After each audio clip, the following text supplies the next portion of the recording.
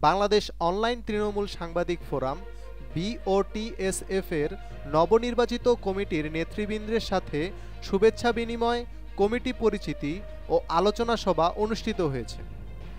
বৃহস্পতিবার বেলা 11টায় সংগঠনের যাত্রাবাড়ি অফিসে উক্ত অনুষ্ঠানের আয়োজন করা হয়।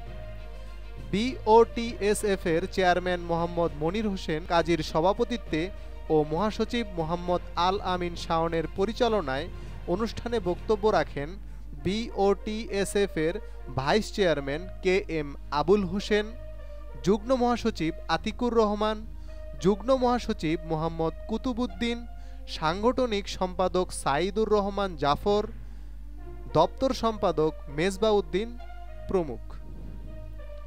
এ সময় উপস্থিত ছিলেন BOTSF এর কেন্দ্রীয় বিভিন্ন নেতৃবৃন্দ।